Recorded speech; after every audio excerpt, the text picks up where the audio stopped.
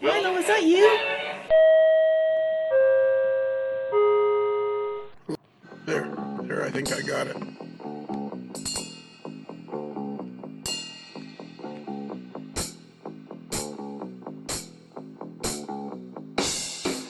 This is All-Star Variety Hour number 30. Number 30. And we are doing the introduction. I've cleared this with David Start, who's the vice president of introductions at the AML network, and he usually helps me with them. But he said I could bring in a couple of new guys and see how they did, and maybe you might get this is don't take this as a firm job, but depending on how you do today, you might get another try. You might get a call back. Ah. So I'm here with Tony Cook, the editor of Model Railroad News. And no need to wave, Tony, because it's audio. Oh. We can't see you. You can't see me on audio? No. So I did my hair for nothing? Have you been talking to us, Spoon? Because he's always like, "Here's what I'm doing," and he's like, "No, it's audio. We can't see you." See, this is me. And I'm wearing my sunglasses now, by the way, Ron. Just so there's no whatever that whole thing on our second version of what's it called? Railroad rap. I wanted rapping. And I'm also here with Ron of Ron's Trains and Things. Hi, I'm Ron of Ron's Trains and Things.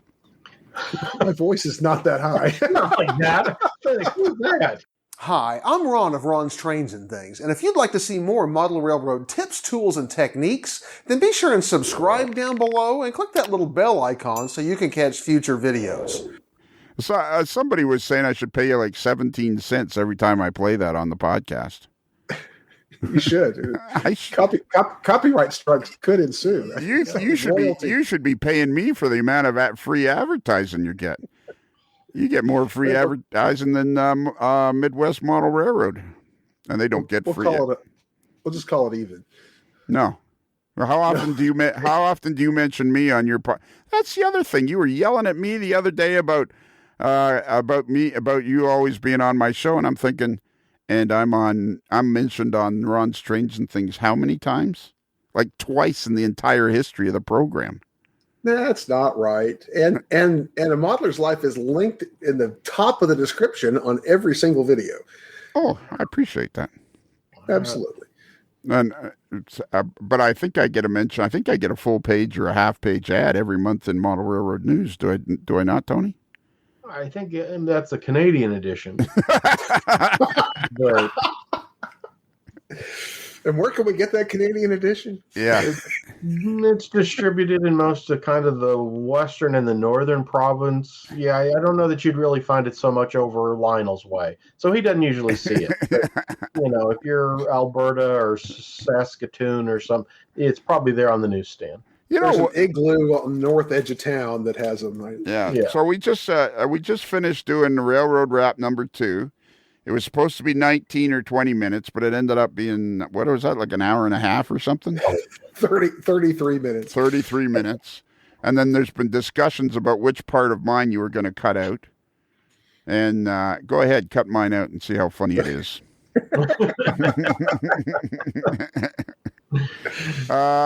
So anyways, and then I thought, hey, why don't you guys come on over to my studio and we can introduce All-Star Variety Hour number 30, which is real simple to introduce because it's just 2 segments. The first segment is our buddy Chris Adams, and it was another discussion about scenery, actually about backdrops and scenery. What do you know about backdrops, Ron? Well, it's interesting that you mentioned that because I'm just getting ready to install backdrops on the new expanded part of my layout and going to be making some videos about backdrops for a certain subscription service that I've been known to do some work for. For Model Railroad Academy? Yes, indeed. Yes. Oh, that's cool. How's that going? How did they pick you out of? Were you on the short list or what happened there? They ran across my YouTube channel and were drawn to my magnetic personality. hi, I'm Ron of Ron's Trains. Hi, I'm Ron of Ron's Trains and Things, and if you'd like to see more model railroad tips, tools, and techniques, then be sure and subscribe down below and click that little bell icon so you can catch future videos. And what do you? I can't imagine. You know, do you?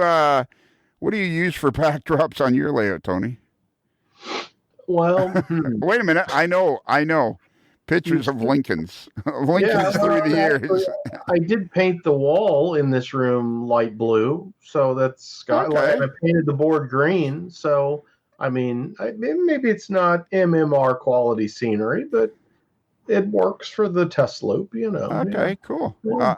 So you got Chris. Now, did I see Chris Adams also has like the most watched Yes. MRAX clinic of all time? And we've had a year now. I saw these postings recently for the most watch and the most clinics, and was so impressed to see so many people that I knew, that all these people are both doing multiple ones and having the most watched ones as well. But Chris's, I think, on scenery stuff was tops, wasn't it, for most watched? I think it was Kevin Marks that was making the point that the AML people took the top 5 spots.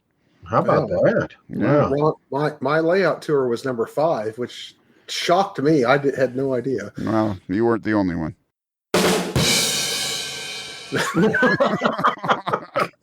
So was everybody who watched it, right? Jesus. If you're gonna keep throwing me 70-mile-an-hour fastballs, blowing on the inside there.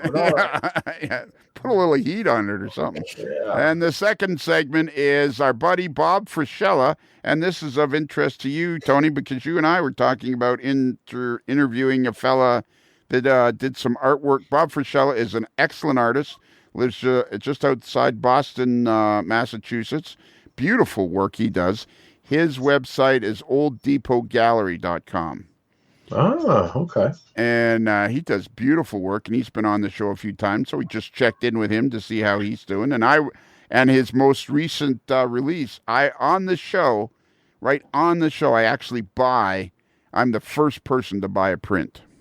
So that was very cool. And what's his website? What's the name of his? olddepotgallery.com. Okay. Wow. And so who are you telling me about that we're trying to get organized to interview? I did hear back from him, and I can't remember the name now, but he's done work for, I think, a new Bachmann set cover, and he's got a lot of, prototype artwork stuff that he's done too. And I have an email back to call him and kind of explain more of what, I have to kind of prepare these people, and explain to them that it won't be that rough to be interviewed by Lionel Strang. So I have to go through that rigmarole with him yet. His name is, don't tell me, first name is Peter. His first name is Peter? Yeah, that's right. Yeah. And what would his last name be? Lerro, Lerro? Yes, I think that's it. Yeah, and he's done artwork for a Bachmann train set that comes out this year for the top of the box, the lid, like a Union Pacific Jeep 40 in cars. And then he does a lot of other artwork stuff too. And I think that's such a neat thing, because we all remember those from catalogs, or the package a train set came in. And I did a thing on Tyco recently, NHO Collector, of 80s artwork and how they did it back in the day when they'd have to ship it from California to New York overnight and stuff, so people could look at the artwork.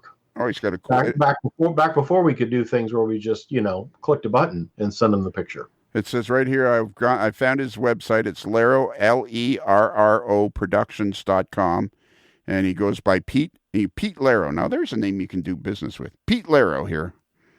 He says it portrays the spirit of classic railroading through the watercolor paintings and drawings, with over 100 titles available to order. They are printed on high-end acid-free paper. But anyways, it's and see the beauty of this, Ron.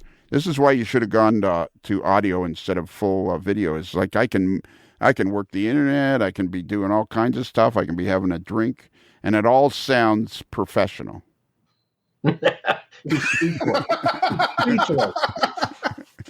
Sounds professional. Exactly. Sounds professional. And I see, can do and those, I can do those things too, as long as I do them all below the diaphragm. See, and I can top both the video and audio because I do it in print. So if I want to run out and get something to eat, I just click save, and it's all waiting for me when I come back. There you So, go. you hope. You hope. All right, so that's it. Yeah. That's the intro for this. Thank you, gentlemen, very much for taking time out of your busy schedules to help me with this. Well, thank you for the invitation. Pleasure to be here. Ron, do you know what comes next? Subway chime, go. Okay, so we're here now. I don't know what this is. It could be the year 2024. It could be June of 2021. It could be a Sunday afternoon. I don't know when you're listening to this. That's the other thing too, Chris. Like you do them, but like for new people that, decide they're going to listen to all the episodes, they could literally be listening to this in the year 2030.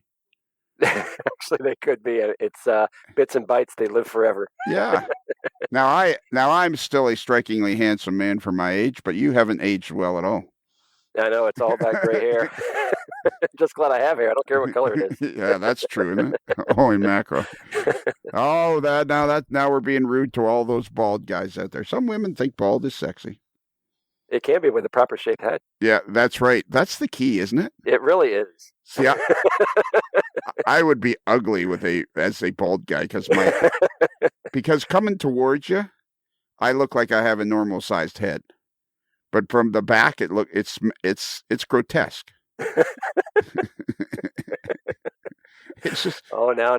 Well, it is. It's like it's a size 7 7/8, and you would never guess it. It doesn't look like you've never have. When you first met me, you didn't go. You're under your breath. You didn't go, "Holy Jesus, his head ever big." You never noticed. It was offset by the hair. That's the point. If you were bald, there would be no disguising it. Yeah, but the downside of having a giant head is I always wanted to have Kurt Russell hair. Ah. But when my hair gets long, then my head looks like it's about a 12. Oh. Well, I've got fairly curly hair, and I always had hoped that if I grew it out, it would look like Roland Orzabal from Tears for Fears back in the 80s. That'd be Right. or Robert Plant. That nice curly kind of long hair. No, it just grows out and out and out, look more like Richard Simmons. That's not a good look. How do you think you'd look in a tank top and satin shorts? Oh God, I don't even want to. Sweating to the oldies. No, thank you. I mean, when you're going for Robert Plant and you get Richard Simmons, you just should quit. Yeah.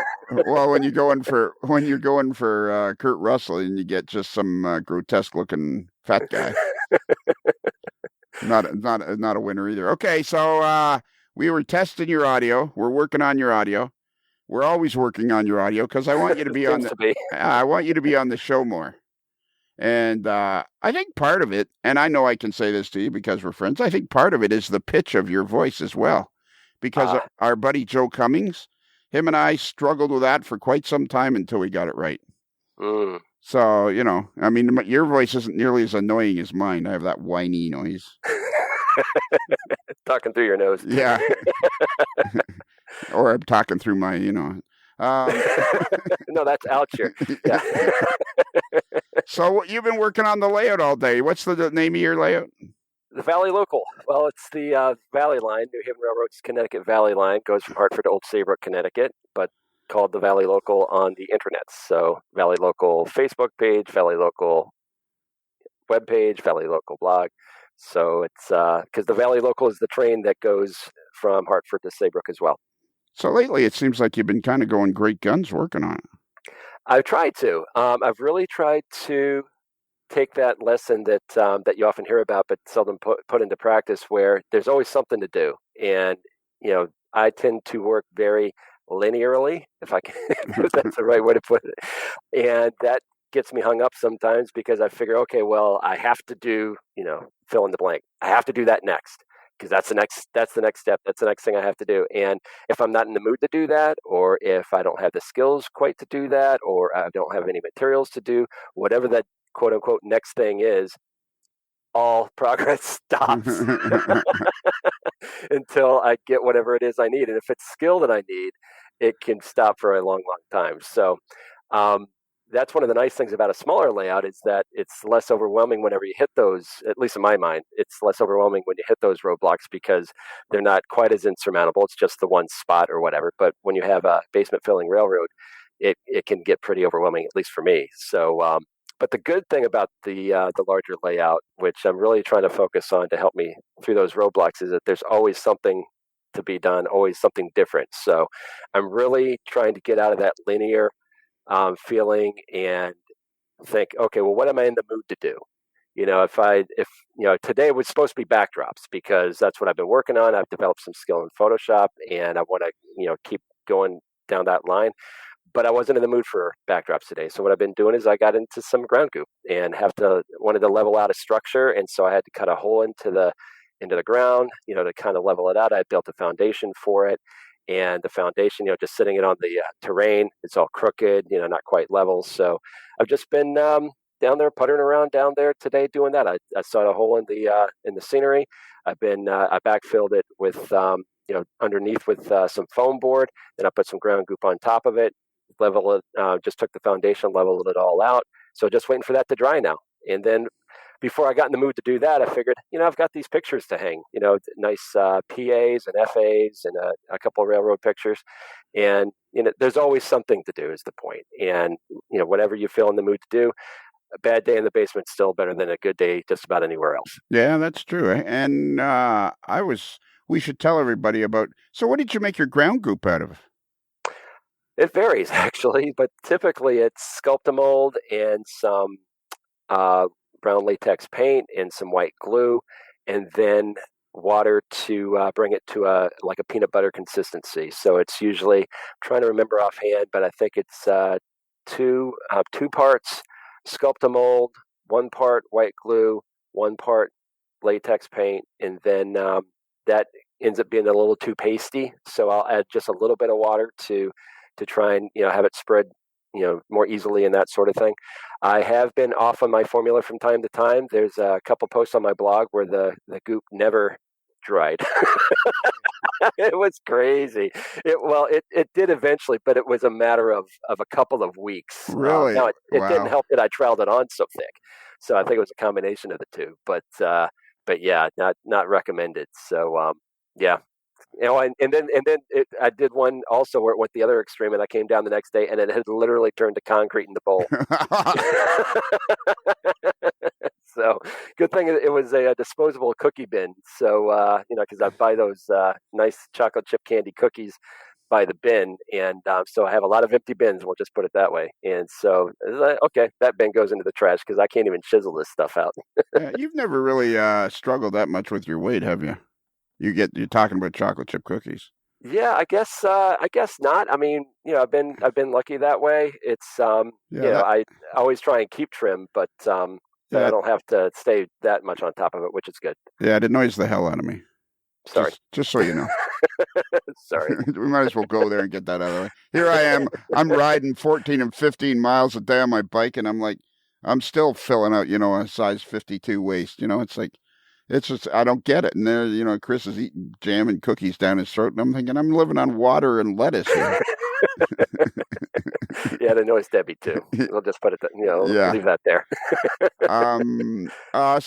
So, and then there's your backdrop that you've been working on. I think that would make a good podcast in a little while, is like get you and some other people that have been working on backdrops, because that seems to be something as kind of a hang up for people. Yeah, I think it can be, and it has been for me because, well, especially if I know this is a little bit of a bugaboo because prototype modeling creates a lot of headaches that sometimes are tempest in a teapot. It shouldn't really create that many headaches, but it sometimes does, especially if you're pretty fastidious about it and you need to have a certain backdrop look in a certain location. But I'm relaxing that, and that's part and parcel from necessity because a lot of these photos just can't happen anymore. Either there's too many sumac trees around, everything's grown in, the buildings are gone, so you have to kind of ad lib a little bit with regard to that. But if you have just generic scenery, woods, fields, that sort of thing, it's a lot easier to do. but I really have a lot of respect for those that have been able to nail a certain location. I mean, my buddy Jim Dufour, he's got, I think it's Mount Monadnock in New Hampshire on one of his photo backdrops, and it's scaled perfectly. It's way in the background where it's supposed to be, and it's right along the tracks where it's supposed to be. And it's like, wow, you really nailed that. And so I'm trying to do that a little bit. And partly, if you do photo backdrops, if you want to do anything more than just stitch things together, you probably need to get fairly adept at least Photoshop elements or something like that.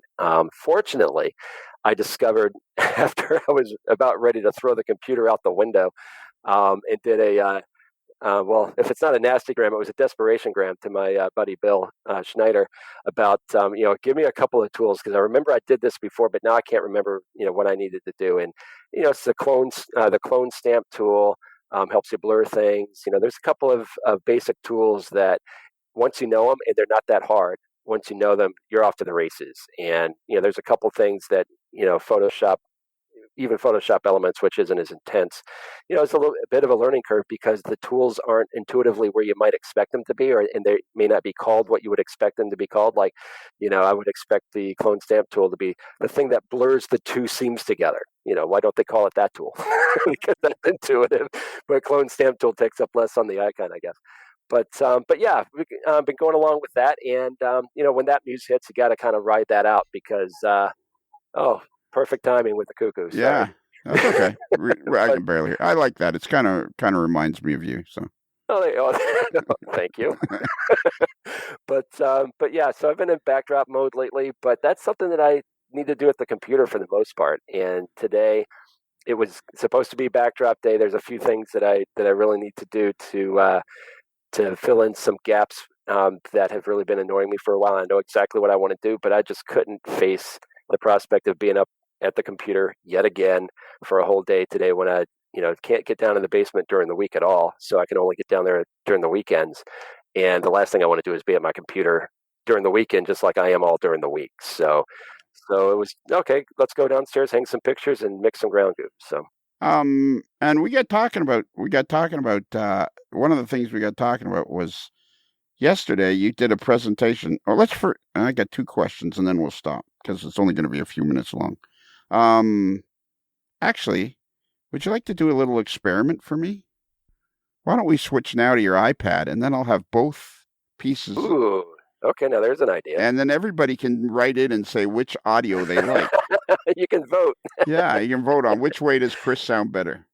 There you go. I'll just leave the recorder running so it won't break, and then I'll you go ahead and change and I'll sit here and talk. So, should I leave this one first and then join the other one? Yeah, I would leave this one first. Okay. And join from the other one, and then we'll go from there. Sounds good. I'm leaving. I'll be back. All right. Bye. Chris is leaving now. Chris has just left. This is the part that David Start hates the worst, is when I'm talking by myself because I sound... Oh, he's back already? And we're back. Holy mackerel. I actually think that sounds better. Oh, look at that. And it's portable. And are you near a router or something? Well, both of these things are, the laptop and the iPad, both are wireless. So, which is to say they're not connected to anything other than power. Actually, the laptop's connected to the wall power. The iPad isn't connected to anything. And they're both running off the router. Now, the router where I'm sitting right now with the laptop and the iPad both on the desk right in front of me here are both next to the router. The router's right on the side of the desk. Okay. So maybe that's the key is I got to be really wicked close to the router. Okay, so Photoshop Elements. I'm using Elements 20, or I think I'm using Photoshop Elements 20. Do you know which one you're using? It's up there. I just got it maybe last year. I would say for model railroaders, it's an ideal program because you can do an awful lot of stuff with Photoshop Elements. You can.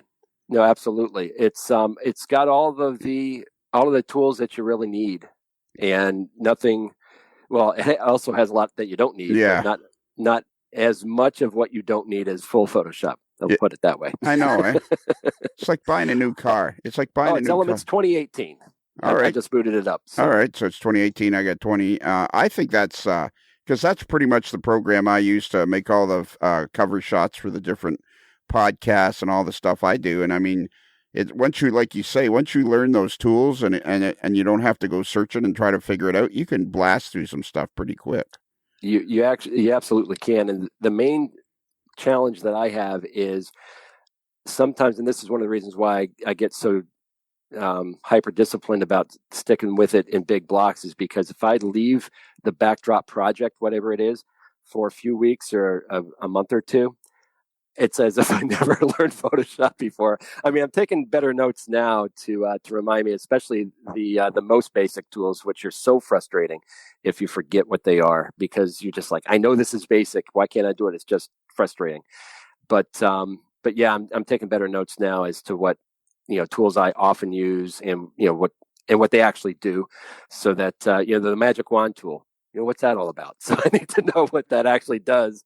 So I jot it down on a piece of paper now. I finally learned that lesson the hard way. Years and years ago, when I was doing those Train Masters videos with Miles Hale, he was a whiz at Photoshop, and we did a couple of videos where he showed how to do Photoshop, and I'm literally telling him on the video, slow down. I can't, I'm not figuring this out, and he was just a whiz at it.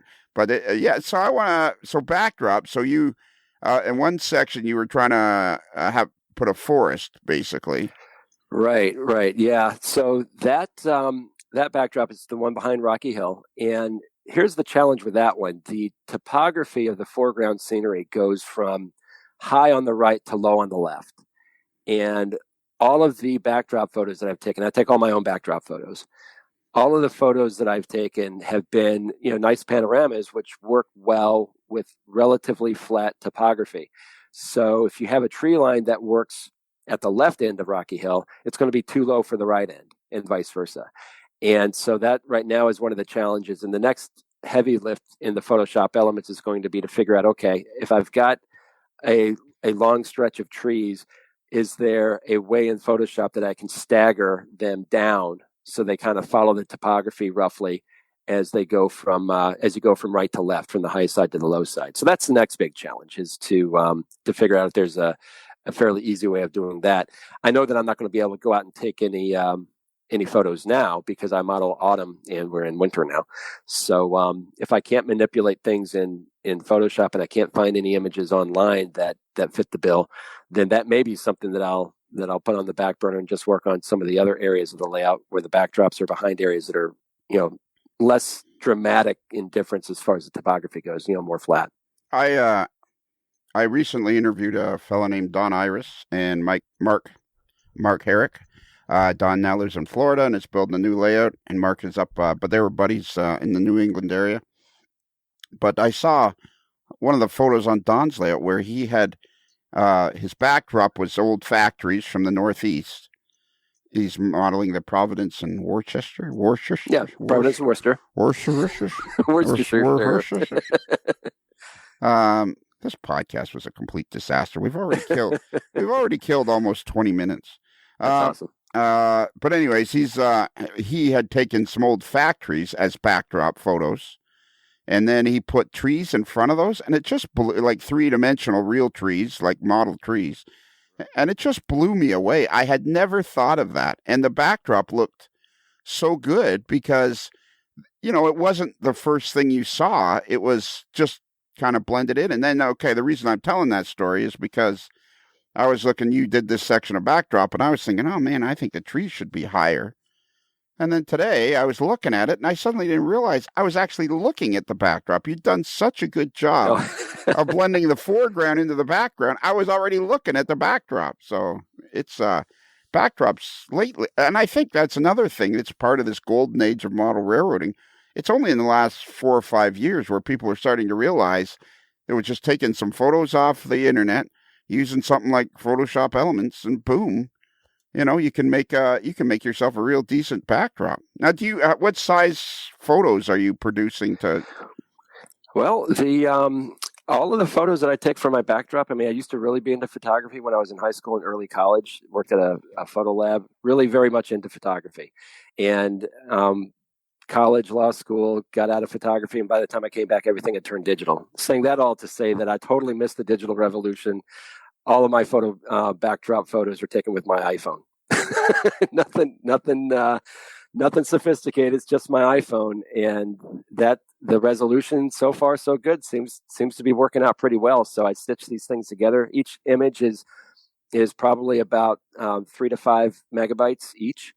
I don't. But again, in physical size though.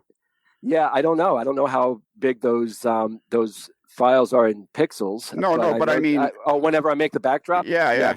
It's anywhere from the tallest it would ever be is 12 inches. I think the backdrop behind East Berlin is something like maybe 8 to 9 inches tall, and then the length can vary. I've done the only ones that I've done so far that I've had printed out.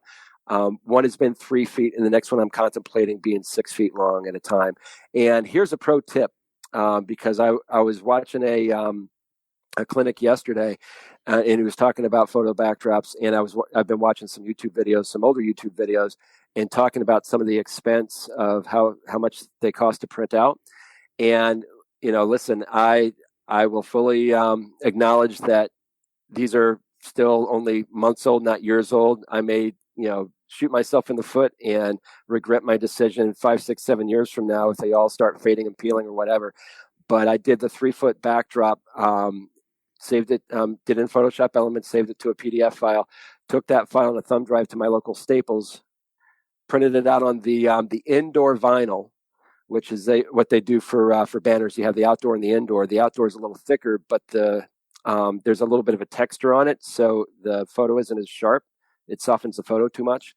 But you print it out on that. I forget what they call it, but it's the interior vinyl banner that they use. It's polyvinyl, and get it in matte. And 3-foot backdrop, 8 inches tall, $12. Wow. So done. I mean, I've heard $100, $200, $300 for some of these backdrops. Admittedly, they're much longer. I mean, the one that I heard of that was like $300 was something like 18 inches tall and 10 feet long. So, your mileage may vary, but for what I'm doing, go to Staples and you don't have to worry about the seams. The vinyl, it's a little delicate. You got to be careful. I did rip one as I was trying to install it. But you just have to exercise a little bit of care. You mean the photo? You ripped one? Yes. Oh. I ripped the backdrop. Okay. Yeah. Had a little bit too much, too many tacos. What's wrong? It was with good. Me? I was by myself in the basement. Yeah. Every time I think, every time I think I'm going to try to do, take this up a level or two, make it a little more dignified. Somebody says goes back to 8th grade. Yeah. Okay, and the last thing I want to ask you, geez, you just are you still there? Yep. Okay. I was just getting a call, but okay. Back. All right. If it's Hollywood calling for me, just take a message. I'll do that. Right to voicemail. Yeah. So yesterday you were on this. It's called Hindsight 2020, and it's got something to do with your friend Ted Culetta. Culetta, is that how I say it? Culetta. Yep. And he owns a company called Speedwitch. Yep, speedwitchmedia.com. And he makes all kinds of books. Yeah, he's written a bunch of books. I think one with Larry Klein. I think one with Richard Hendrickson back in the day. Yeah, he's very much into freight cars, freight car modeling. He's very well known in the steam era freight car community. And that's like a whole nother level of modeling that tons of people wouldn't even know about. Oh, yeah. I mean, super underbody detail. I mean, the stuff that you'll never see in a million years, but, getting into, going down the rabbit holes of how the airlines get routed and what size chain you use and what about the relief lever, to relieve the pressure in the cylinder. And yeah, it's crazy, but crazy cool. I mean, I can't aspire to that level of detail in all my freight cars, but it's really cool to see what people are capable of. So I highly recommend that people go to that. Look for Speedwitch on Speed, the word Speed, and then Witch on Google, and Speedwitch Media, and you'll be taken to another whole world. And check out this 2020 Hindsight, because they've had like 7 of these Zoom, and there was some really quality clinics on there. Yeah, he gets some really good people on those. Marty McGurk has done them in the past. Neil Schofield did one yesterday, as well as Pierre Oliver. Clark Probst was on yesterday as well. So I think maybe Bernie Kampinski has been on there before too. Ted's no slouch himself. I mean, he's given a lot of clinics at Cocoa Beach and the old Collinsville, Illinois one, and very much worth the time and free. You just have to.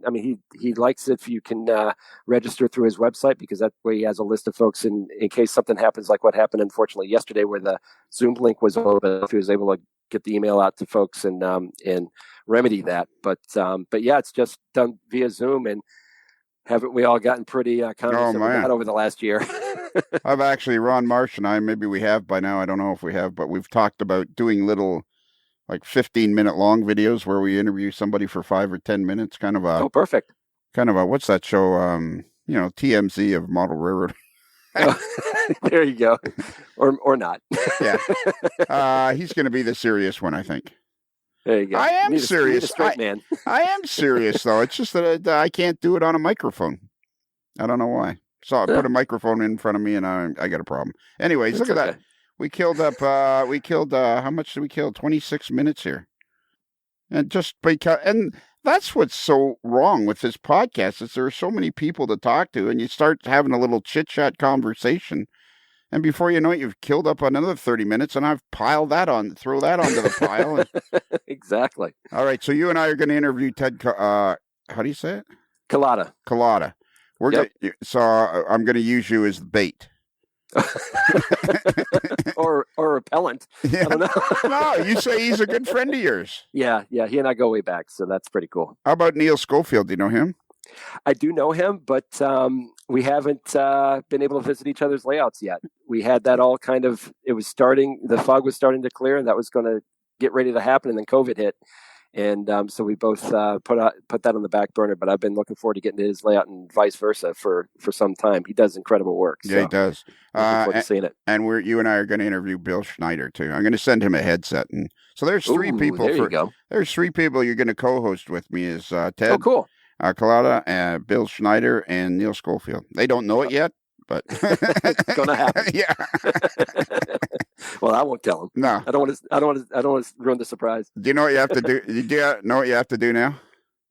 What is this? This is the end of a segment going on to another. It's going on to something we don't know. We're just sticking it in a show somewhere. It's probably part of an all-star variety hour. Then yes, I know what to do. Subway chime, go. I don't think there's any point in us exchanging hellos, and if we don't hit the button there, I just hit the button. Good. So we're live. We're live, or recorded live. You know what? We're recorded in front of a live studio audience. or a virtually live studio audience. Yeah, exactly. I'm going to turn my camera off because you don't want to look at me. Same here. Yeah. No, that gives us better. It gives us better bandwidth. That's what all the technical people. Good. Bob Frischella from just outside of Boston. Wenham, Massachusetts. The proprietor of the Old Depot Gallery. Yep. The builder of an S-scale, not S-gauge, S-scale, Delaware and Hudson Railroad. That's correct. Does that have so there's olddepotgallery.com for those that are looking, and you're a well-established railroad artist, but that's not how we met. We met because you're an S-scale model railroader. That's correct. And is there any kind of a Facebook page for your layout or anything? Yes, there is. It's the D&H in S-scale in 1977. Oh, why didn't you get a longer name? Why does everybody have such long names? I don't understand this. I just followed Tom Jacobs' lead on that. So. Okay, let's see what's new here. Okay. All right. Season's greetings. Okay, so, Bob, how long has it been? I guess it's been since that we've actually talked to each other. It's been since the 2020 Springfield show. That's correct. Almost a year ago. Yeah, just about a year ago. And so I thought, and then you just released a new piece of art, which you had posted a picture of on the fans page. Yes. And I thought, well, then let's just, when I saw that, I have you on the list of people I wanted to talk to again on the podcast. that list keeps getting longer and longer because people that we've talked to before, I thought, hey, we should talk to them again and catch up and all that stuff.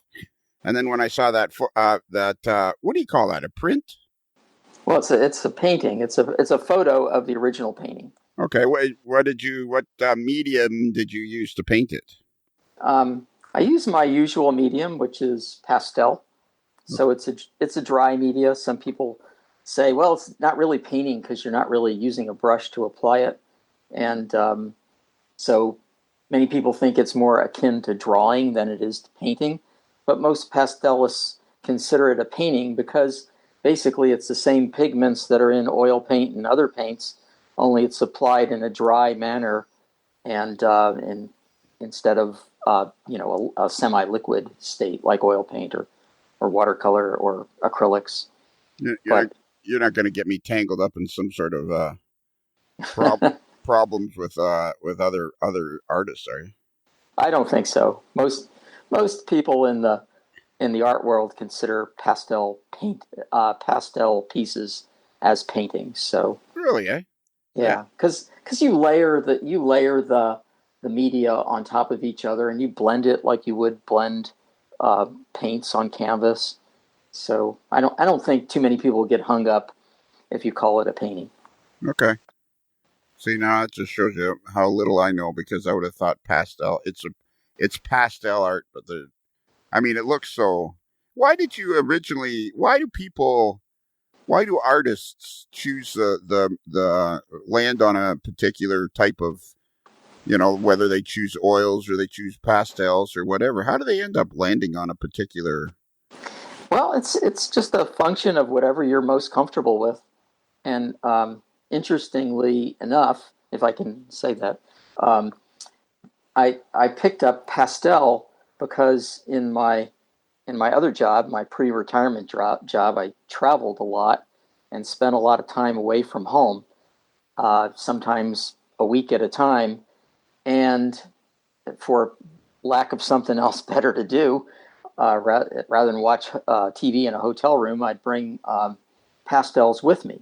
And since it requires very little cleanup and they're easy to travel with, it gave me something to do and gave me paintings to work on and, kept me out of the bars at night. Okay. So really over the years, you became most familiar with pastels because when you traveled, they were the easiest to pack up and carry with you. That's correct. And did you find, like I find when I travel and I'll take my computer with me and, some nights I'll get some work done and some nights I won't. But did you find it was hard? Like, would you only be able to do it for an hour or two in a hotel room? Because, there really wasn't any place particularly comfortable to work on stuff in a hotel room. True. You didn't have your easel with you. And, so other than working on a desk, it's not the greatest environment for doing a painting. But, for an hour or two, it's relaxing and helps you unwind after a hard day's work. So the most recent one is called Pickup at Ocarville. Ocarville. Yeah. So Ocarville is a small town in Illinois, and it's on the former L&N, Louisville and Nashville's St. Louis line from Evansville, Indiana to St. Louis. And today there's a regional railroad that operates on it, but it no longer functions as a through route. And I just always love that scene because it's a typical Midwestern scene of a local freight train picking up cars at a grain elevator, doing what railroaders do every day. It's basically the heart of the business, delivering and picking up cars at customers, kind of like what our buddy Mike Ostertag does. But that's really where the interface is between the customer and the railroad at picking up cars at a grain elevator or delivering the goods. It's sexy to see these big trains with high horsepower locomotives go rolling by at 50 or 60 miles an hour. But really where the business delivers is where the railroad delivers cars to its customer, and that's how it makes its money. And that's what impressed me about this particular scene is that, you can see it's a working, that there's work in progress. The train's actually doing something rather than just rolling by on the tracks. Okay. Other than Ocarville is on Interstate 64. Yep. Between here, no place and nowhere. Between St. Louis is to the west by about 60 or 80 miles by the looks of it, and Evansville is like, what the heck were you doing in Ocarville? So I used to live in St. Louis for 12 years. And my first job out of college was working for a St. Louis company. And it was a great time to live there because, especially if you're a rail fan like I am, it was 1973 when I moved there. And at that time, there were 13 major railroads that served St. Louis. St. Louis was a hub similar to Chicago, where basically all the eastern railroads terminated and connected with the western railroads. So in the 12 years I lived there, all the mega mergers were created, and there were only 5 regional railroads left when I left St. Louis in 1985. And was this a rail fanning spot? When did the L&N died in 1982? So was this do you remember, was this a rail fanning day when you went out looking to do some photographs and you knew that the end of the L&N was there, imminent? Yeah, you kind of, the handwriting was on the wall. Back in the late 70s, L&N had merged with Seaboard Coastline and Clinchfield, and I think there was another railroad in there too, to form what they called family lines. And it was a precursor of CSX before family lines merged with the chassis system to form CSX. So by then, by the late 70s, they were painting all their locomotives into the family line scheme. And on this one particular day, back in May of 1982, where a friend of mine went out rail fanning, we heard some chatter on the radio, and it was this, extra 4053 East talking to the dispatcher, and he's indicating every place he's going to do work as he moves east to Evansville. And so, beautiful spring day, crystal clear skies, and we chased the train to each one of these towns and watched them pick up cars and set out new loads for the industries along the line. It was just the perfect rail fanning day. And lo and behold, this 4053 was in the L&N colors still, instead of the French gray family lines color, which most rail fans kind of despised by then. So anyway, we chased this guy to Ocarville, where he had his first pickup and set out, and then he worked along the line to Nashville, Illinois, and Woodlawn and Mount Vernon, until he finally had no more work to do and highballed it to Evansville. So it was just one of those great days where you saw a lot of action out there, and the weather was perfect. And so I had a lot of photos from that particular day, and chose this scene to do out of all the ones we took.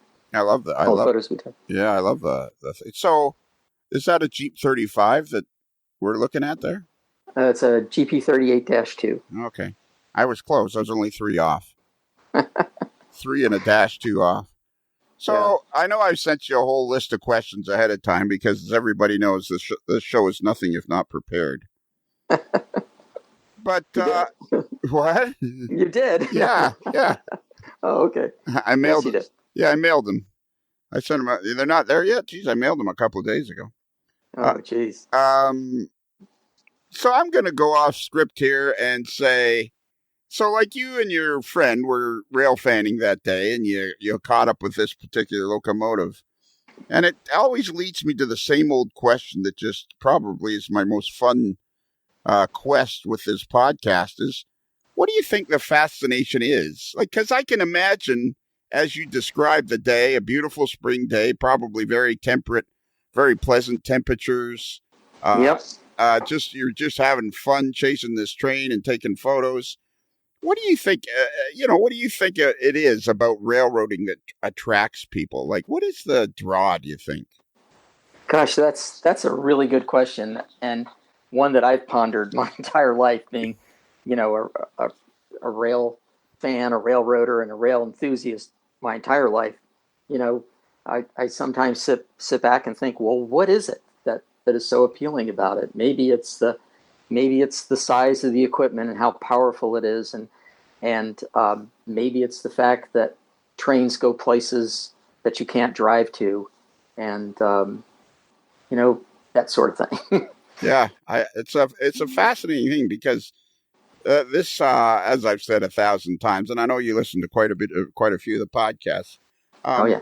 Uh, it's just the hobby's way bigger than anybody realizes. I mean, look at the friendship you and I made just simply from the podcast, and it's it's just something about the magic of railroading that draws people to it. And I just love. I love that L&N paint scheme, and I love this photo. I'm telling you, I've been tempted a couple of times to send you the money for the original. Okay, I'll send it your way. Yeah. It's just a great picture. I hardly recommend it. It was you can either see it at Bob's dedicated website, which is called the olddepotgallery.com, or you can go on the fans page on January the 14th. He posted the photo, which is just great. And how long did it take you to do it? Took me about 3 weeks. It was pretty complicated because there was a lot of detail in there. Where do you start? Well, the first thing I do is I come up with a drawing. It usually starts as a sketch, a pencil sketch, and then I transfer the pencil sketch to the special media that substrate that you use for pastel. And I choose to use sanded paper, which is about 400 grit sandpaper, specially designed for pastels because it holds the dry medium to the paper without it flaking off and allows you to layer different colors on top of each other. And so from there, once the sketch is on the pastel paper, then I apply the color. So can I just stop you? When you say transfer, you mean you just literally by hand redraw it back onto the right. Typically, I'll work in a smaller size to do a sketch. Okay.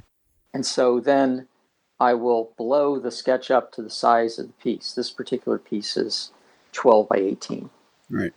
And so then I use two different methods of transferring the image to the pastel paper. Sometimes I'll use carbon paper. Not many people know what carbon paper is these days, but I mean, that's something that's kind of vanished from use. But carbon paper will I'll place that under the enlarged image and then trace onto the image, and then the carbon paper will transfer it onto the substrate paper. Another method I've used is you can actually take graphite and apply it to the back of the drawing and transfer it that way by tracing over the basic outlines. And when you're doing a sketch, you don't put all the detail on there. You just put the basic shapes so you have the configuration of what you're going to paint, and as you do the drawing, then you add the details, then you add the fine lines for the handrails and the rivets and all the nuts and bolts, literally. That's sure. Go to it. Yeah, that's what I was going to ask you, is how detailed is the sketch? So, and you said it took about 3 weeks. Now, how many hours a day would you work on it? Oh, maybe 2 or 3 hours a day. Okay. So it's not an all day thing. The beauty of pastel is, unlike oil paint or watercolor or other media, is that there's no setup or cleanup time. Afterwards, there's no brushes to wash or turpentine to clean things with. It's when you're done, you can literally put the pencil down or the pastel stick and turn out the lights and leave. So yeah. That's another nice feature about it. And I'm guessing you do it more for relaxation rather than anything else. I mean, it's great. Oh, absolutely. It's great. Obviously, I mean, I've been at your booth a few times now at Springfield, and it's hard to get a chance to talk to you because you sell so much art. Which reminds me, I want to talk about Springfield this year. Yeah. Which so I mean, you sell lots of it, and I know you would probably do it regardless of whether you were selling it or not. Oh yeah, definitely. What I enjoy most about Springfield and any of the shows that I do is just talking to people, having them, just as you were asking me what my process is. I'd love to explain that and my ideas and how I come up with the compositions for the paintings that I do. It's fun just to talk to people about the process. Yeah, that makes it more fun for the people to purchase the pieces of art because the artist is interested in talking to them and explaining it to them. And I guess, to be honest with you, I'm really drawn to this piece because I'm kind of I'm happy. Mike Ostertag wants to come in. Should we let him in? Yeah, sure. Why not? I can think. Hopefully, he's up to it. I can think of a lot of reasons why not. Oh, we like Mike. Okay, all right. I was just asking. That's good because I was gonna say something. Hang on there. How's that? Does that sound better? Yeah, it depends on your point of view. Sounds good from here. Let me just say I can hear you now. Oh, great. Whether it's better or not is yeah. So I was just we're 20 minutes in. That's cool. I'm glad you showed up. I saw you banging on the studio door. Yeah, I apologize. I had car problems. Oh no. No. Not the Silverado, I hope. No. Somebody took my parking spot outside in the parking lot, so I couldn't. Sitting there driving around for the last 15 minutes.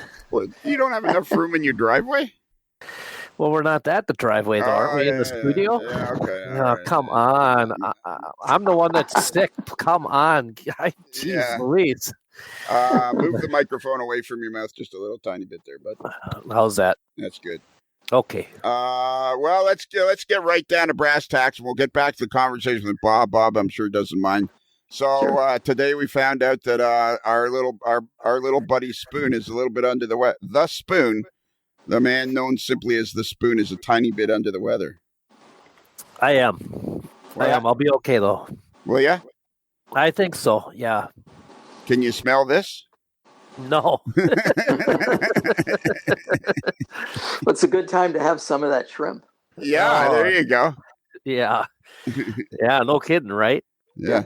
Yeah, I told Joy, I said this would be the time to get me to try something new since I wouldn't be able to smell or taste it at all. So there you go. Yeah. So we've had all kinds of people now in the AML Nation, and maybe you guys have all been hanging out together. Yeah, well, Busted Knuckles is kind of a small town. Exactly. There's been you and Scott Lister and Adam Pinellas. And Tom Jacobs and his family. The official flight attendant of the AML network, Tracy Boyd. Yep. Was she serving you drinks on the last flight or something? I can neither confirm nor deny these accusations. Okay. So I was just talking to Bob about how he does his, how he creates these beautiful pieces of art, because I love this latest one he did. Isn't that some? I showed that to a guy at work who is about as far away from his rail fan as you can possibly get, and the first words out of his mouth was, "Who took that picture?" I said, "That is no picture, my friend." I said, "That is a hand-drawn piece of artwork." Shut up. I'm like, "Yep." I said, and and I know the guy that can get it. If you want one, I can hook you up. No, that thing is awesome looking. I can't believe that looks just like a photograph. Yeah, I've heard that comment several times. I posted it on the LNN Historical Society Facebook page, and several people said that they couldn't believe it was a painting. They must have gone nuts for it, did they? Oh, God, yeah. Have you sold many? What is it called when you? So how do you preserve the original one? Like, move your mic. I know you're not. I know you're under the weather, buddy. But either move it down from your nose or out from your nose or something. Oh, mine? Yeah, or stop breathing. Those are your two options. How's that? That's good. I don't know. I'll tell you in a minute when I hear you. See if I hear you. If I hear any more than that. when your nose is plugged. Jeez. So, how many of these have you sold already, Bob? I have not sold a print yet. Really? Yeah, I'm surprised, but it's only been a week since I posted it. That's true. And how much does an individual print go for? It's $50. Well, that's quite reasonable. It's the same size as the original. The print is the image on the print is 12 by 18. It's on a 19 by 13 sheet of paper, so it's signed by the artist, myself, at the bottom. And all the prints are archival, so they won't fade. They'll always hold their color. Both the paper and the inks that are used in the print are both archival. So, like in the old days, when you bought prints, they would be lithographs, and 5 years later, you'd have it hanging on the wall, and all of a sudden say, "Huh, that sky's used to be blue, but it's purple now." So, UV light doesn't affect it, and so it'll last forever. Oh, that's cool. So, what's archival again? Explain that to archival. So archival. Archival. Yeah. You're gonna have to help me out here, Mike. Yeah. Maybe my sense of hearing is gone. Maybe I understood him. Let's see here.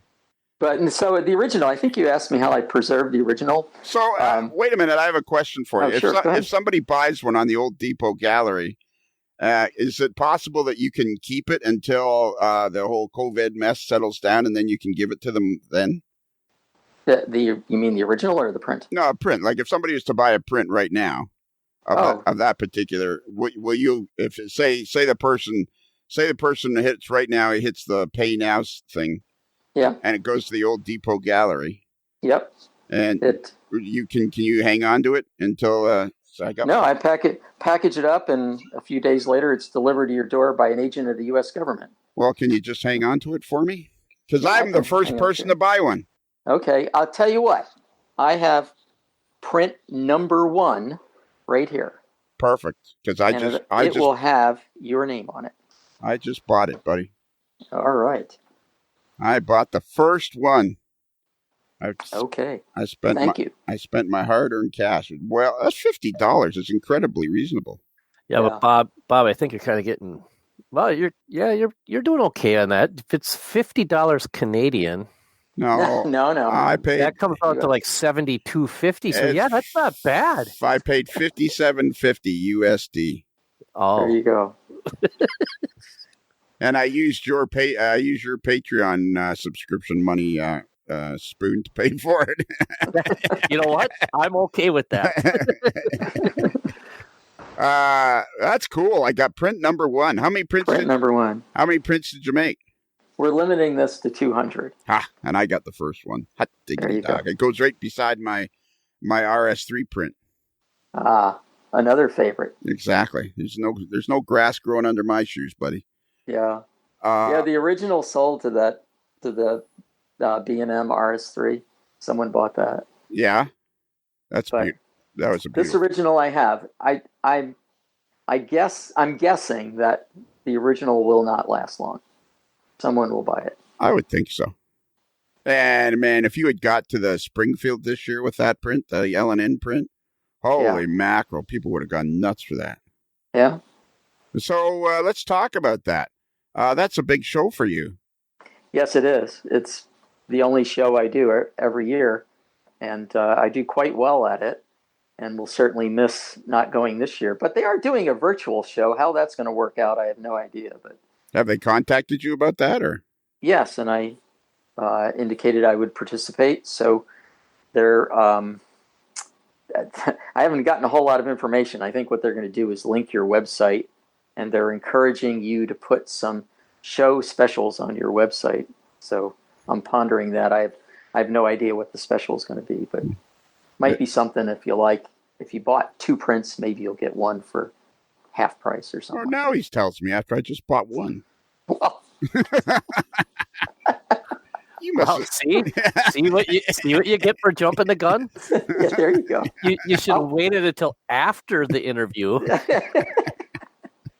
Well, I'll honor that. This guy saw me coming down the street, Mike. Oh yeah.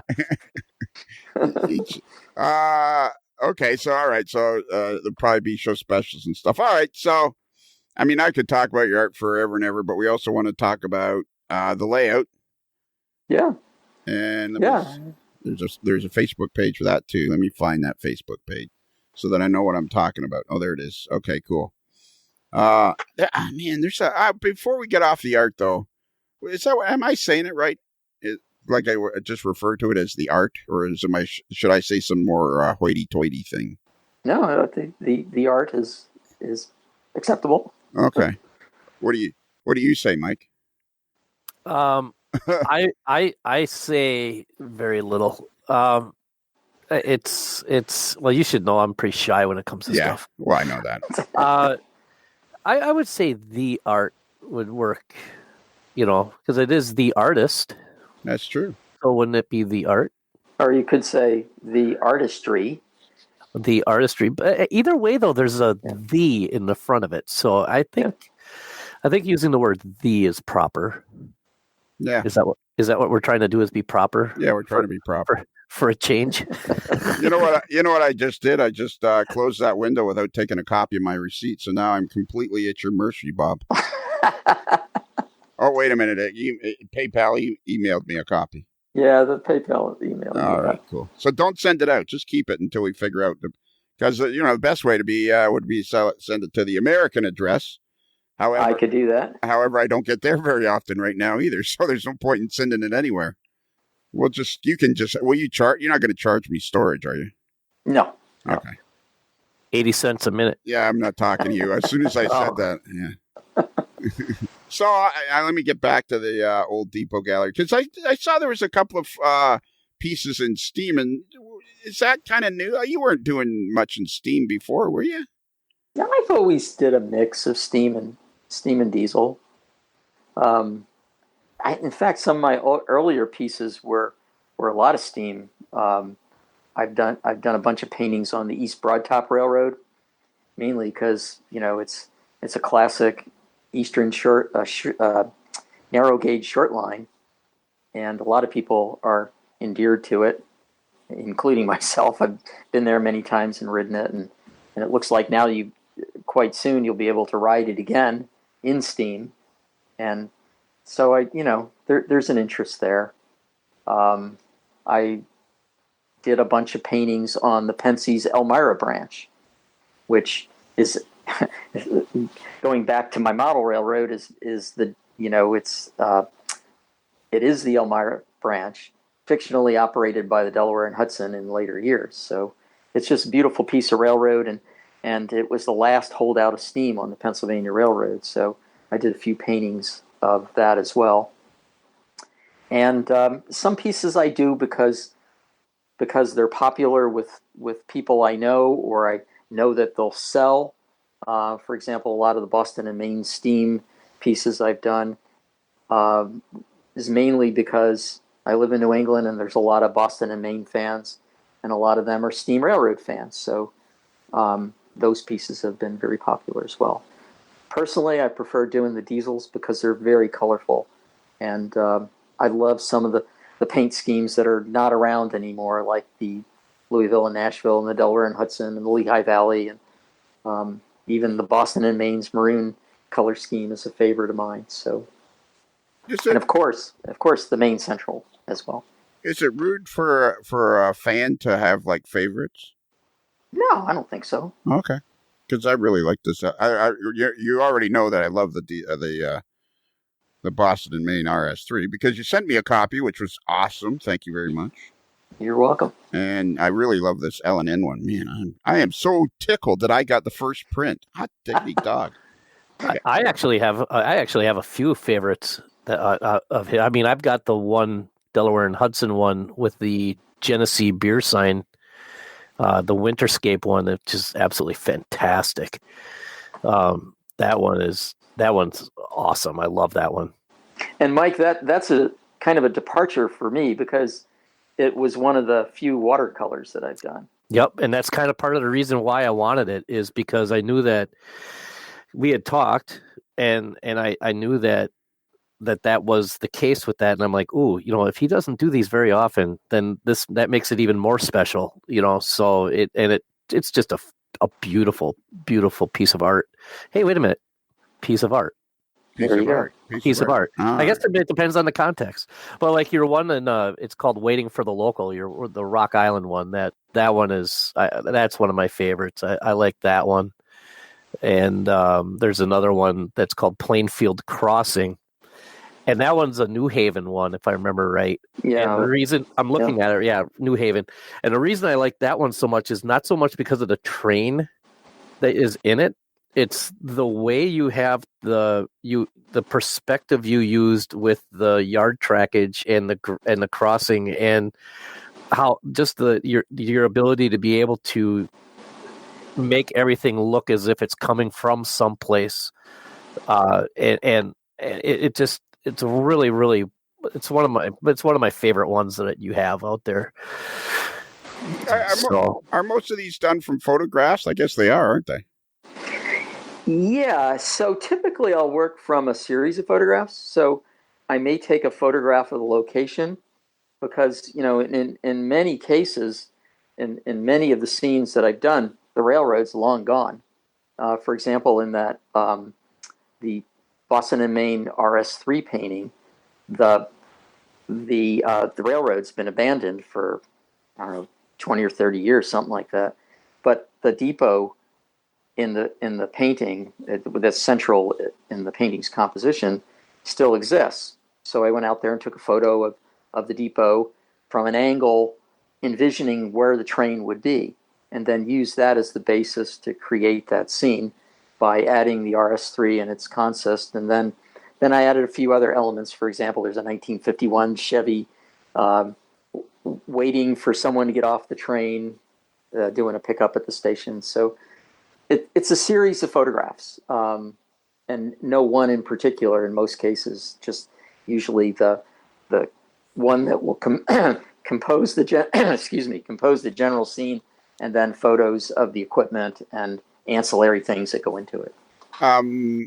So some of these are just from your imagination, kind of which kind of a scene that you would like to have been part of. Actually, they're all real scenes. They're all real locations. They're real locations, but you've created, you throw in the car and you throw in you've created a scene at a real location that you could step right into. Right. I love taking a scene, a modern day scene, and backdating it to, when the railroad was either in its glory days or was quite active in the scene. So that as in the RS3 painting, that would have been during commuter service on the Boston and Maine, because Wayland, which is in that scene, is about 13 miles from downtown Boston, and the scene shows a commuter train pulling into the station in the afternoon. Very cool. How many pieces of art? There you go, Mike. I'm getting better at it. How many pieces of art do you think you've done? Let's start with trains. How many train pieces of art? How many railroad pieces of art do you think you've done? By the end of this podcast, I hope I can talk like a normal person. I would say there's over 50 pieces that I've done. Wow. Most of them are in pastel. There's a couple of watercolors. Sure. Yeah. Mostly pastel. So do you take on? I'm sorry, Lionel, if I'm stepping on your toes. I invited you here so that you would be involved. So, how do you limit the number of commissions that you do per year? Because I know that they are a very. It's not like you just sit down and do this and in 2 nights you have it done. I know for a fact it's not like that. Yeah. So do you, like, if somebody were to come up and say, hey, I would like to have you do a print of this scene, like how many of those are you approached every year, and how many do you take on? I'm very selective with commissions. It's it's something that, if someone wants to give me a lot of latitude and say, hey, I want you to do a painting. For example, if someone said, oh, I'm from Ocarville, Illinois, I want you to do a painting of the L&N at a grain elevator. And that's all they said to me. I would have come up with the painting that I just recently did. If someone said, well, I want you to do a painting at Ocarville. I want a 56 Chevy in there. I want a guy climbing off the locomotive that looked like my father. Here's a photo of what he looked like. And and it has to be this particular perspective. And the more micromanaging that's in the process, the less interested I am. Because at the end of the day, the customer has to be happy with the piece. And if for some reason they don't want to buy it at the end of the period, then if there's no commercial value to me, if I can't sell it to someone else, then it's really not worth it for me. So I try not to take on commissions that are very personalized in that way. But I will do you like take a retainer for those then? I'm just asking because, I mean, it's kind of like it's an awful lot of work to just do for somebody on the hope that they buy it. Yeah. Like for a commission, would you require them to take, hey, I'll take on your commission, but I want this amount of money up front to kind of secure it for them, or? Right. That's typically what I'll do is after I do the sketch, I'll create this pencil sketch, and it will not be detailed, not as detailed as the finished drawing, but there'll be enough in the sketch to show what the elements are, the main elements in the painting. And then I'll ask for about 50% of the price of the piece. Well, that's not bad. That's pretty fair. Yeah, I think so. I think this is the first time I've ever sent money to a guest while he's been on the show. Could be the start of something new. Yeah, we better not go down that slippery slope. Because then there'll be a whole, some people get paid more than others, and some will have to pay me. And okay, let's get on to I could talk about I could talk about creating this art because I think it's fabulous. I do just as a note, speaking about art, I do art that is not train related as well. Yes, I know. I was afraid to ask you about that because I was thinking, well, geez, then we'll go down that road. But let's ask. So how many? Yeah, it's called Frischella Fine Art. When did you start having websites? Like before the internet, did you have shows, or where would you sell your art before the internet? Oh gosh, it was mainly train shows. But I've been doing this since 2006, so I've always had a website. I've always had the old DepotGallery.com website, but mainly my sales came through train shows. But you've only been doing art since 2000. Commercially, yes. I mean, I've always painted. I've always created art, but never did I sell any of it until 2006. Well, what made you think to start doing that? Well, my lovely wife suggested it. We were sometime in the early 2000s. We were looking at art galleries somewhere along the coast of Maine, and we saw this exhibit inside a gallery, and she just kept shaking her head. She said, "Your work is much better than this. Here's someone making big bucks selling these paintings, and they're not nearly as good as your stuff." So that encouraged me to want to try to do it. And since then, I've been selling online and at shows. And so, what was the first train show you went to? Was it just the Springfield? Oh gosh, no! It actually took me a while to get into Springfield. I'd applied, and 3 or 4 years went by, and finally I said, "Is there any chance I'm ever going to get in?" Because I was on a waiting list. And finally, Mr. Sacerdoti called me and said, "Geez," he says, "I don't know, we must have lost you in the shuffle, but you're exactly what we'd want to have at our show because you present diversity. You're something other than someone selling model railroad equipment, but it's definitely train related." And so I think I started in Springfield at 2012 or 13, something like that. But prior to that, I've been going to train shows in places like Ithaca, New York, and Syracuse, New York, and but those were smaller shows. Yeah. Much smaller in Springfield. Do you remember what it was? I'm sure you do. Do you remember what it was like? I missed your birthday, by the way. I wanted to talk about that. Me and Tom Jacobs, we both kind of were looking at each other across the via the internet and going, we missed Bob's birthday. And I went, no, we didn't. Yeah, it was yesterday.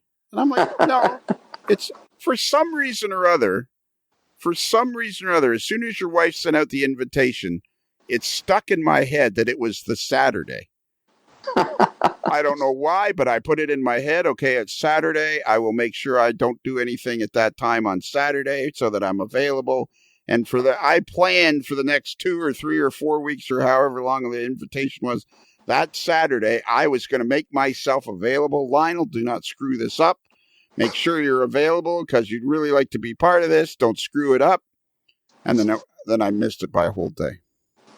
Well, you should have called in. We had to open up the Zoom line and continued the celebration. In fact, the Zoom call went on so long, I think we were into Saturday, weren't we, Mike? Yeah, it was pretty long. Yeah, I will say this much: I learned throughout that entire process of setting that up that with your wife exactly how sneaky she can be. she is.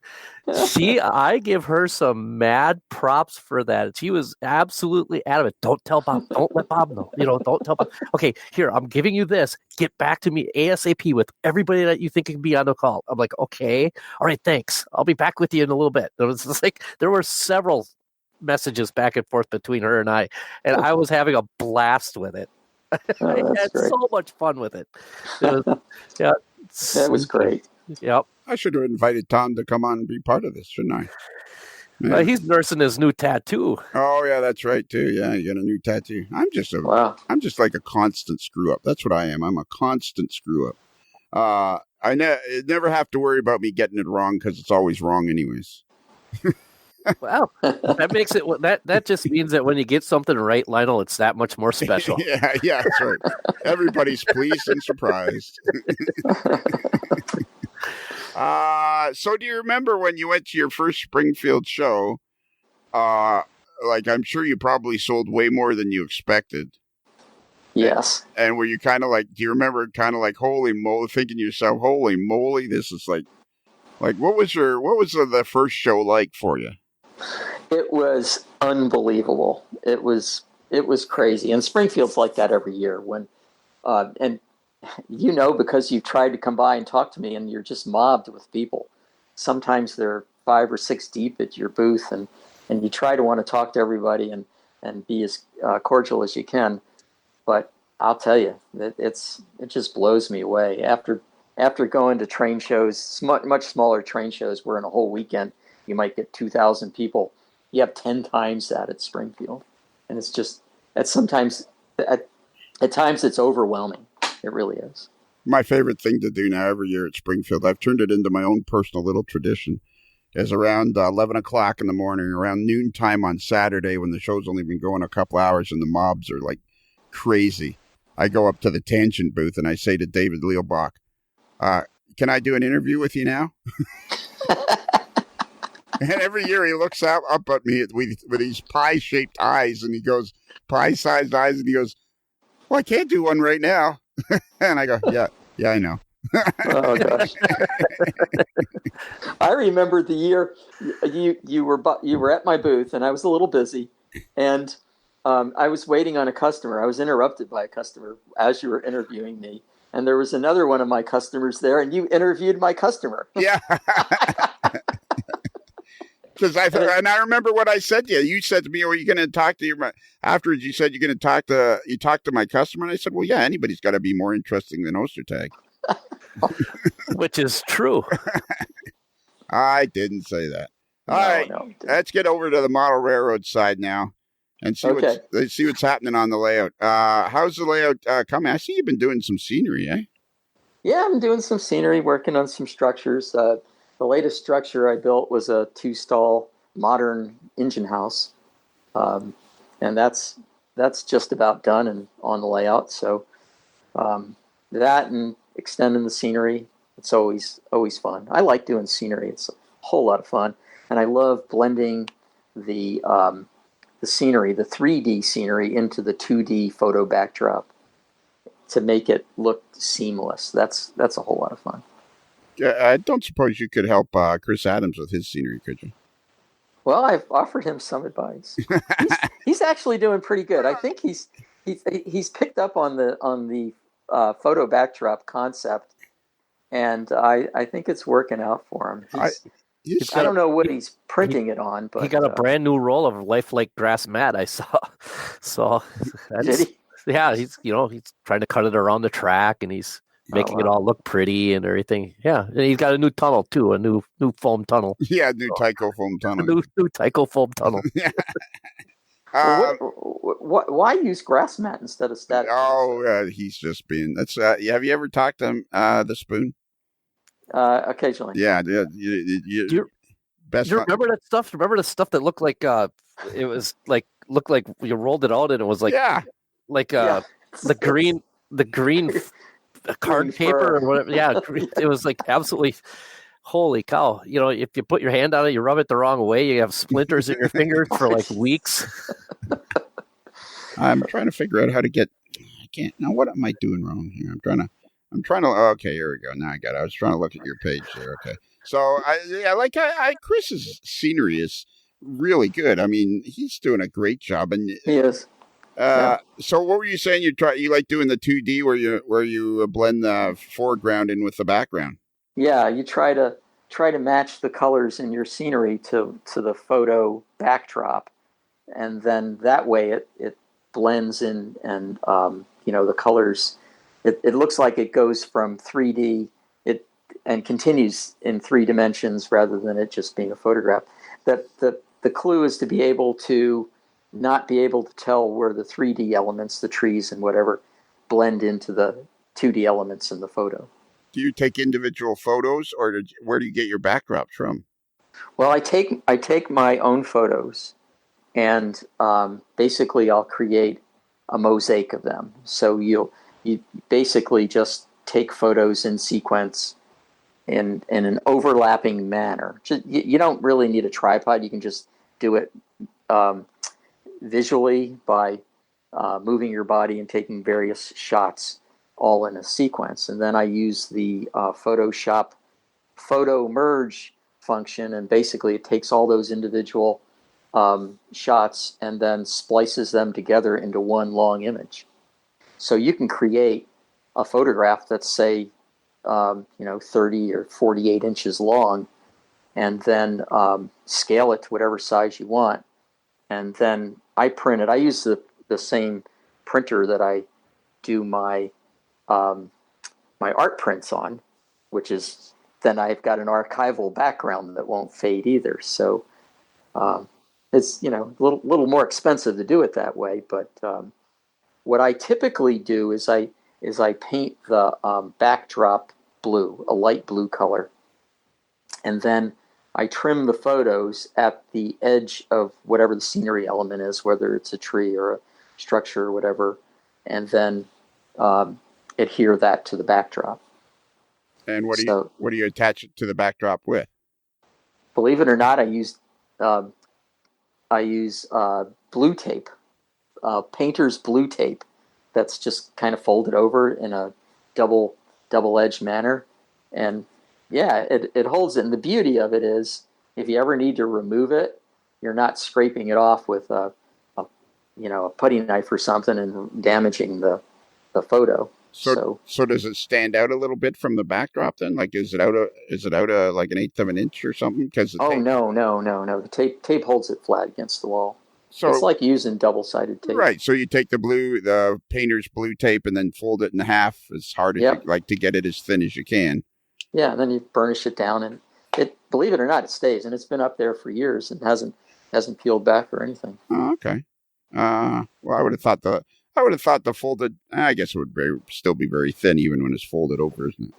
Yeah, you really can't notice an edge to it at all. Right. Okay. And then I see you're doing some some rock work now. Like, I don't think there was much rock work done when I was there before.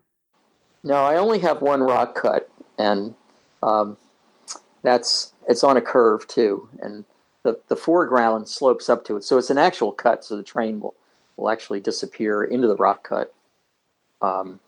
So it's kind of silly because here I spent all this time detailing the rock, but you can't really see it because it's in a cut. So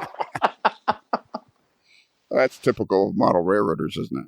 right, but if I ever stick a camera on the front end of a train, it'll look cool. I know, and that's the next thing that's coming. I'm waiting for the first manufacturer to provide. There'll be, you can get without DCC ready.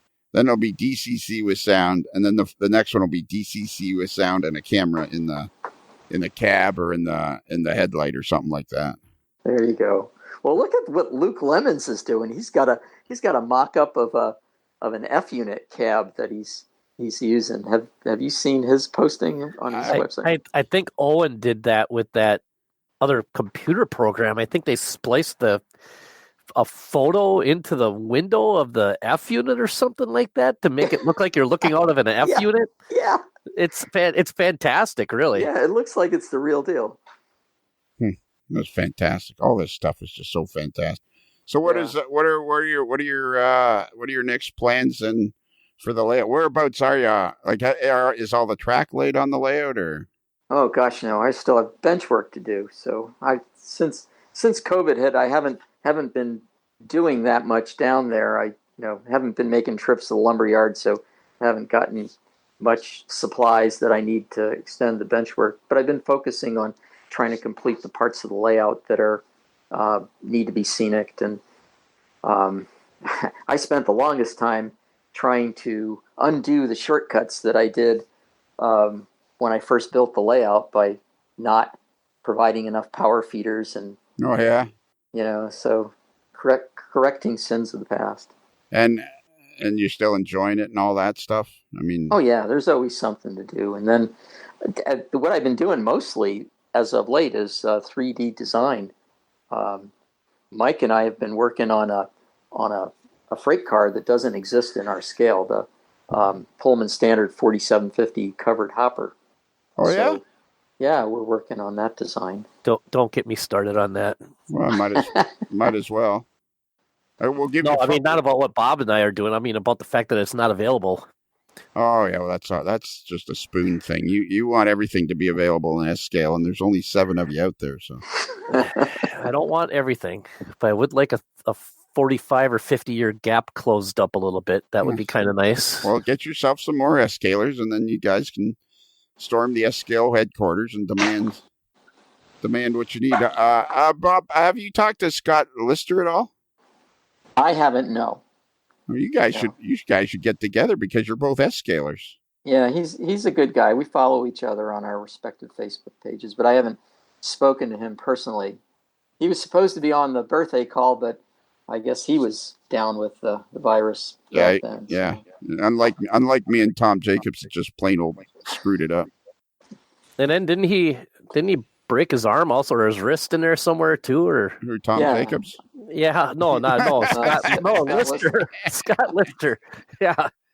No, Scott Lister. Didn't he break his wrist on vacation? Yeah, he did. Yeah, at Disney World. And like I said to him, I said, you should. Like I told him, I said, you sure know how to party, bud. Yeah. He got into some sort of dust up with Mickey Mouse. And let's not forget our buddy Ken Ziska. Oh, yeah. Another S scaler. Have you ever talked to him? Oh, yeah. Ken and I go back a long ways. So. Oh, do you? Oh, yeah.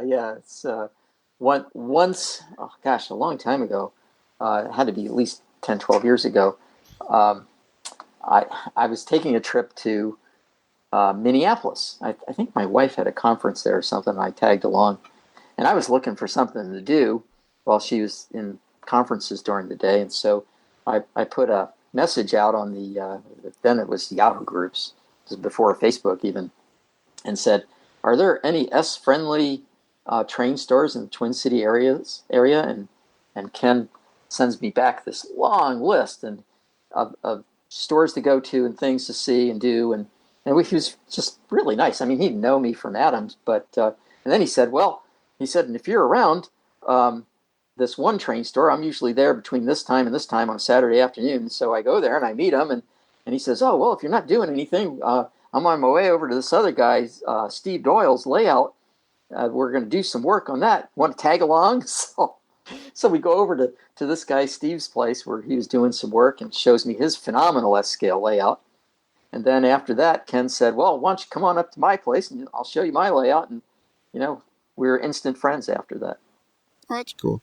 Yeah, so, it's a small world, and internet keeps making it smaller. Yeah. Don't forget about Neil Erickson, by the way. Yeah. What about me? I'm trying to forget about Neil Erickson. Why do you keep reminding me? Well, he's doing an S-scale layout now. Oh, is he? Mm-hmm. Oh, okay. Yeah.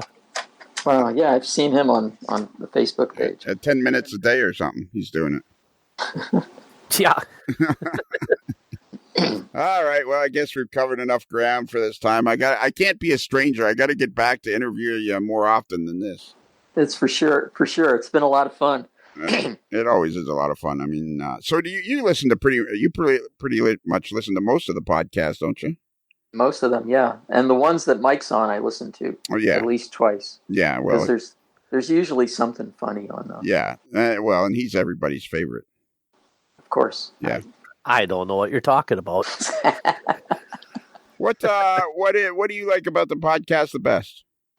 What do I like about it? What do you like about it the best, and what do you like about it the least, so that I can make it better? Oh gosh. Well, I don't think you need to change anything. I think it's very entertaining. Not only do you learn stuff about the hobby, but you learn about the people behind the phenomenal work that they're doing. So I mean, and meeting people I'd never know, guys like Mike and Tom Jacobs, and many of the other guests that you've had on that I've since met and have a great relationship with. So I think it's wonderful. I think you just keep doing what you're doing. All right. It's cool, isn't it? How many of us have all become friends and acquaintances and things like that. That's probably the most rewarding part of the whole thing by a mile. I'll say. Yeah. And I mean, you're going to get those sweaty guys, but you don't want to turn anybody away. Yeah. The sweaty guys that can cook their rear end off. Yeah. Hey, Spoon, here comes a train. Yeah, give me a spatula. Yeah. Okay, so we're going to end this podcast. So we're going to go through the whole schmozzle of ending the podcast. And then, Bob, you're going to have to be ready. Okay. Okay. So, Spoon, can you give out our email address? I will do my best. If you would like to contact us here at the Mighty AML, you can get a hold of us through the medium of email at modeler'slife. That's modeler with one L, like railroad, not at gmail.com, and that's not two L's, like Frischella. See, I had it. Yeah, there you go. I was so close. I would like it to be known that I have a caveat that I am ill right now and I do not have all my bearings. That's right. Yeah. So you found out today or yesterday, I guess today, that you got the COVID, eh? Yeah. I can't smell or taste nothing, which for a guy that does barbecue all the time really stinks. Yeah. Well, how am I supposed to know if it stinks? I can't smell anything. Yeah. Well, I'll tell you the same thing I told our buddy Tom Jacobs when he had it. He was concerned about getting his sense of taste back, and I said, "Well, I wouldn't worry about that. I'm not sure he ever had any." That's pretty close to correct. That was rude, and I apologize. It is not rude, and I will say this real quickly because my son's girlfriend said, "Oh, you talking about Hayden's dad, the one with the inappropriate jokes?" And I'm like, I don't know what you're talking about. I guess I have some work on my character to do. I guess. I don't know. No, don't change it. You're the Spoon. You're not Spoon. You're the Spoon. Like the Ohio State. Exactly. Such a difference. And we have a website, modelerslife.com. If you go there, you're going to see all kinds of stuff. There's pictures of, there's cover photos and descriptions of upcoming episodes. There's descriptions of past episodes. There's photos of our crew. There's all kinds of interesting stuff over there. And if you want some AML merchandise, some merch, some hats or T-shirts or hoodies or mugs, if you go to Midwest Model Railroad, and their URL is midwestmodelrr.com, and you just click on you go across the navigation bar, and click on AML. You'll be able to find a whole wide world of stuff.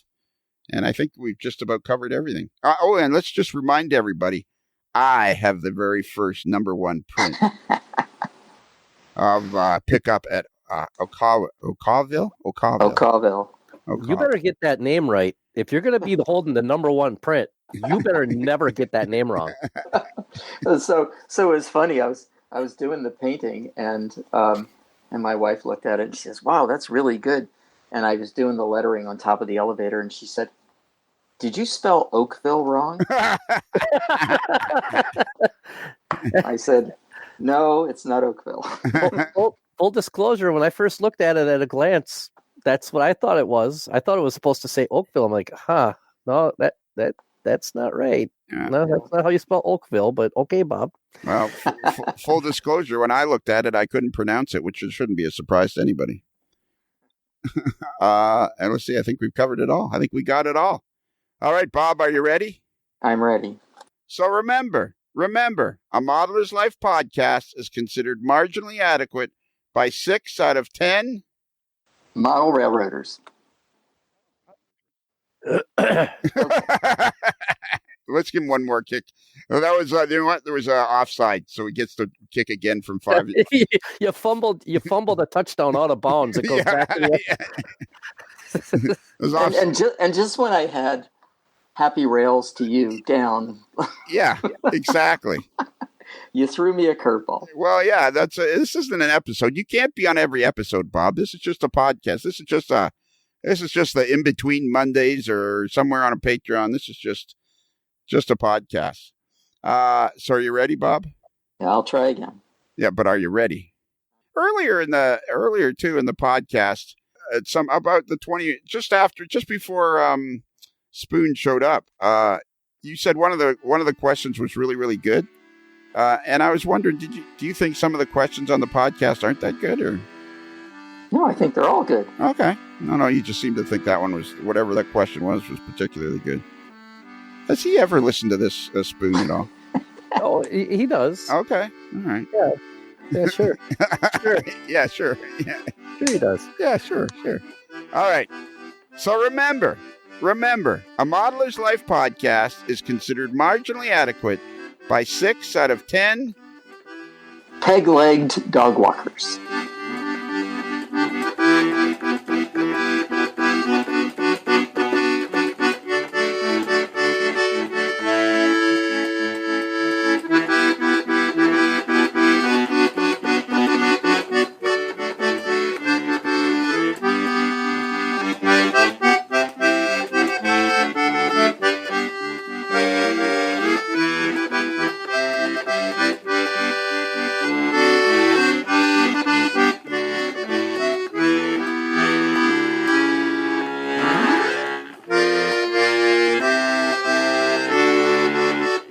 Modeler's Life is sponsored by Because I Love Sushi, with 7 convenient locations in the greater Busted Knuckle area.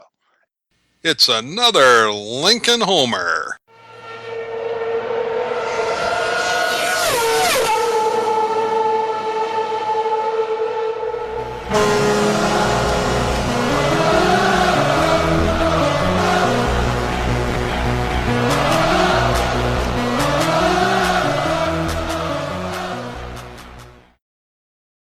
peg-legged dog walkers. Oh, I like that one.